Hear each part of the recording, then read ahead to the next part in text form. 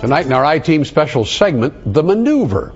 How one of Illinois' highest profile charities teaches the Heimlich maneuver to children while maneuvering the truth to get money from government and big business. Our investigative reporter Chuck Goudie is here with the story. Chuck? Ron, it's called the Save a Life Foundation and is known across Illinois as an organization that teaches children how to respond in emergencies. For the past few years, Save a Life has received millions of dollars in government funds and corporate donations. Tonight, an ABC7 I-Team investigation has uncovered a series of misleading claims and deceptive credentials that raise doubts about Save a Life's integrity, funding, and training. Don't do it hard, man, because you can hurt him. Save a Life officials say they have taught the Heimlich maneuver and other first aid techniques to more than 1 million school children since 1995. They say they've taught nearly 70,000 children how to save a life in the Chicago public schools this year alone. Hello, friend. I'm Arnie Duncan, Chief in Charge. Here on the Save a Life website, the organization promotes itself with a cartoon character of Chicago school CEO Arnie Duncan, who acts as an animated pitchman. Ask your school teacher today if Southtown Heroes can visit you. The organization now enlists volunteer paramedics to teach in Chicago, here in downstate Illinois, in the Milwaukee and Miami-Dade schools, and now students in Philadelphia and in California. Our main ultimate goal is to make this part of driver's ed so that it becomes unified, just as brushing teeth. Carol Spizzeri is the matriarch of the Save a Life Foundation, based here in West Suburban Schiller Park, and she has captured the attention and the funding of those who hold government purse strings. For nearly 15 years, to mayors and members of Congress, she has represented herself as a trained, registered nurse. So where'd you get your nursing training? Oh, in Wisconsin. Currently, Save a Life's website and her bio claim not only that she is an RN, but that she specializes in kidney transplants. But your website says you're an RN, is that true? Not at this time, because I no longer have that. I haven't registered, in a number of years. According to state officials, the now defunct Wisconsin college where Spizzeri claims to have received a nursing degree never awarded her a degree of any kind.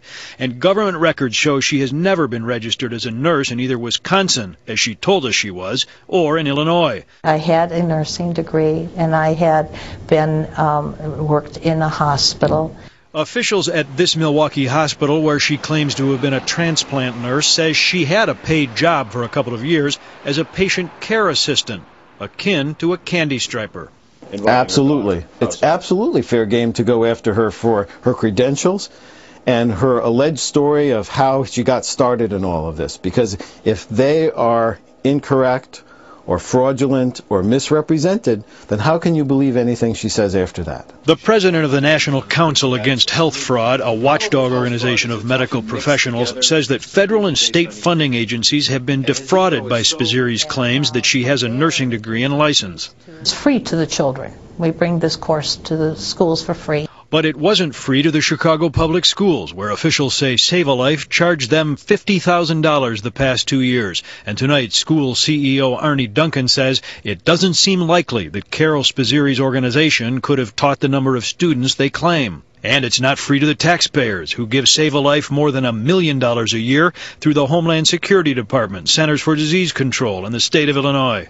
If you have an organization that has mostly volunteers, then where is the $1 million going?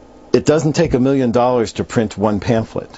Spizzeri pays herself an annual salary of $120,000, according to Save a Life records on file with the Illinois Attorney General, and she travels on a generous expense account while working to obtain additional government funds and expand her organization nationally. She repeatedly tells politicians and the public this story of her motivation.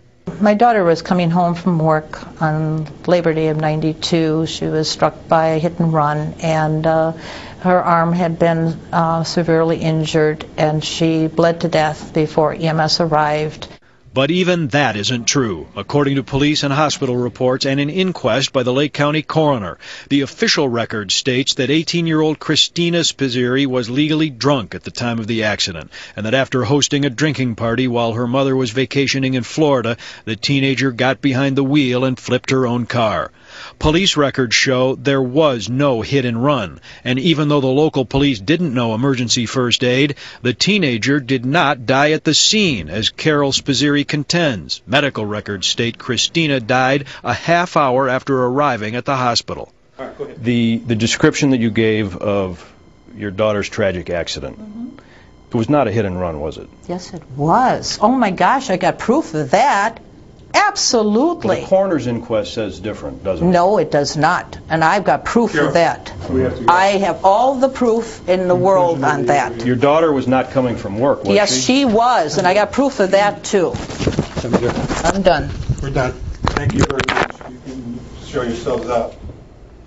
After terminating that interview 3 weeks ago, Ms. Spizzeri's spokesperson requested that we email our additional questions, and so we asked for information supporting Spizzeri's often repeated story of Christina's death and any proof Spizzeri has the medical training, licensing, and expertise that she claims. They provided the I-Team with nothing. What about the first aid skills that Save a Life teaches? Tomorrow at 10, Save a Life's medical advisor, Dr. Henry Heimlich, the man behind the Heimlich method. You may be surprised to know that if someone is choking, the Heimlich method should not be your first response, according to the Red Cross.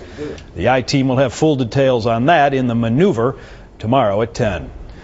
And so there is no confusion, the Save a Life Foundation that we are investigating is not connected to Operation Save a Life, which is a fire and carbon monoxide safety effort by the Chicago Fire Department and ABC7. Ron, Kathy? Thanks, Chuck. Thanks, Chuck. A pre-holiday travel rush message for airline passengers tonight. Security screeners at Chicago's airports are seizing